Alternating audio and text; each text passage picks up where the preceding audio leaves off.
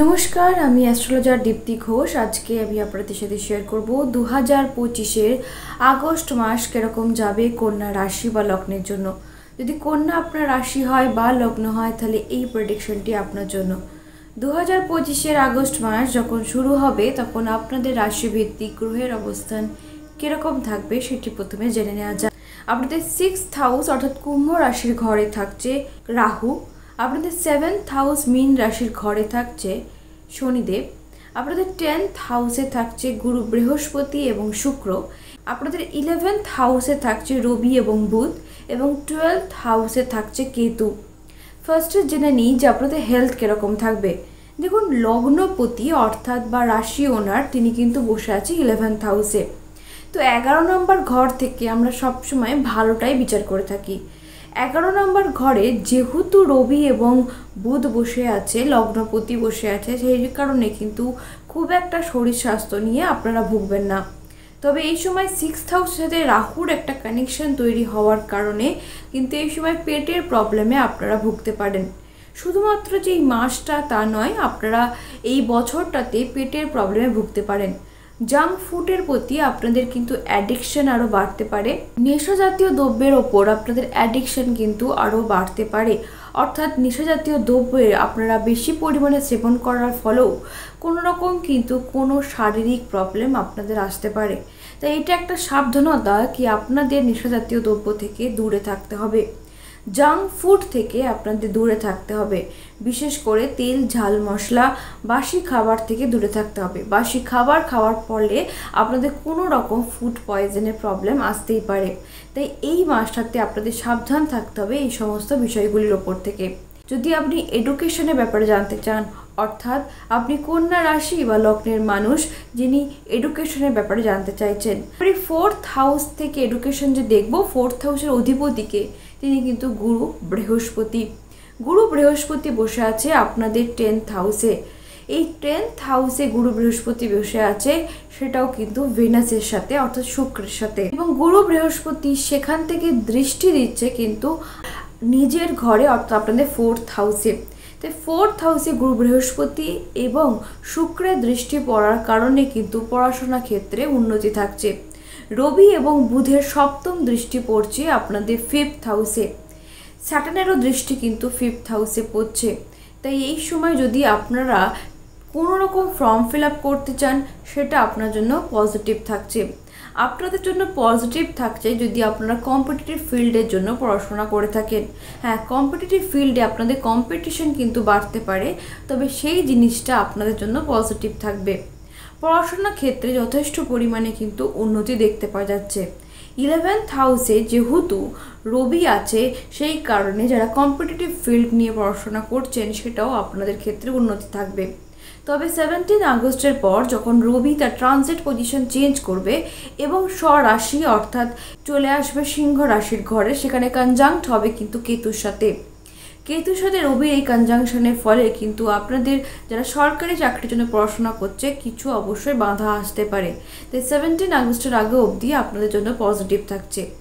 এরপরে আমরা জানবো যে লাভ রিলেশনশিপ বা রিলেশনশিপের জায়গাটা আপনাদের কীরকম থাকছে। রিলেশনশিপের জায়গাটা আমরা দেখি 5th হাউস থেকে। লাভ রিলেশনশিপের জায়গাটা এবারে 5th হাউসের অধিপতি কিন্তু স্যাটার্ন বসে আছে 7th হাউসে। ফার্স্টে আপনাদের জন্য একটা সুখবর হচ্ছে যে যদি আপনারা রিলেশনটাকে আরও একটু এক স্টেপ এগোতে চান, অর্থাৎ এই প্রেম ভালোবাসাটাকে বিয়ের দিকে এগিয়ে নিয়ে যেতে চান, ম্যারেজের দিকে এগিয়ে নিয়ে যেতে চান, আপনাদের জন্য কিন্তু পজিটিভ থাকবে। বিবাহিত জীবনের দিকে আপনারা এগোতে পারেন। বাড়ির লোকের সাথে কথা বলাতে চান, তাহলে সেই জিনিসটা আপনাদের জন্য পজিটিভ থাকছে। অবশ্যই এর জন্য পার্সোনাল হরোস্কোপ ইম্পর্টেন্ট। এই সময় আপনার দশা বা অন্তর্দশা সাপোর্ট করছে কিনা সেটা দেখাটাও অত্যন্ত গুরুত্বপূর্ণ। তবে এখনও অবধি কিন্তু দেখা যাচ্ছে যে আপনাদের গোচর কিন্তু সাপোর্ট করছে। 5th হাউসে রবি এবং বুধের দৃষ্টি পড়েছে এবং লগ্নে কিন্তু এই সময় মঙ্গল আছে। তাই আপনাদের মধ্যে অবশ্যই কিন্তু কিছু আর্গুমেন্ট হতে পারে, কোনো রকম তর্ক বিতর্কে আপনারা জড়িয়ে পড়তে পারেন। দুজনের মধ্যেই এই সময় ইগো প্রবলেম ঘটবে, দুজনে একটু ইগোইস্টিক হয়ে উঠবেন। অর্থাৎ কোনো রাগ ঝামেলা হলে আপনাদের মনে হবে যে ও আমাকে ফোন করুক, আমি কোনো সরি বলবো না। আবার অপর পক্ষের মনে হবে ও আমাকে ফোন করুক, আমি কোনো সরি বলবো না। এই জিনিসটা কিন্তু আপনাদেরকে সাবধান থাকতে হবে। কোনো ঝামেলা অশান্তিতে জড়ালে ইগো জিনিসটাকে ছেড়ে কিন্তু আপনাদেরকে কথা বলতে হবে। লগ্নে মঙ্গল থাকার কারণ কিছু মাথা গরম আপনাদের তো অবশ্যই হবে। মাথা গরম করে কিন্তু ভুলভাল কথাও আপনাদের মুখ দিয়ে বেরিয়ে যেতে পারে এই সময়। ম্যারিড লাইফ কীরকম যাবে? আপনাদের 7th হাউসে কিন্তু বসে আছে শনিদেব এবং সপ্তমপতি গুরু বৃহস্পতি তিনি বসে আছেন 10th হাউসে। 7th-এ স্যাটার্ন থাকার কারণে বিবাহিত জীবন যে অতীব সুন্দর যাবে সেটা বলতে পারছি না। স্যাটার্ন শুধুমাত্র যে আপনাদের সপ্তম হাউসে আছে তা নয়, তিনি কিন্তু 6th হাউস অর্থাৎ তিনি ষষ্ঠ হাউসেরও অধিপতি। এই ষষ্ঠ হাউস থেকে আমরা রোগ, রিপু, ঋণ, ঝামেলা, অশান্তি এই সমস্ত কিছু দেখে থাকি।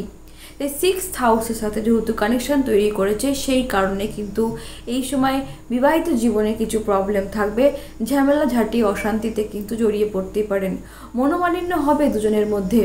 এবার আমরা জানবো যে কর্মজীবন আপনাদের জন্য কীরকম, ভাগ্যের জায়গা কীরকম থাকছে। আপনাদের 9th হাউস অর্থাৎ ভেনাস তিনি কিন্তু বসে আছে 10th হাউসে। তাহলে 9-এর সাথে 10-এর একটা কানেকশন তৈরি হয়েছে, তাই এই সময় ভাগ্যের জায়গাটা আপনাদের বেশ পজিটিভ থাকছে।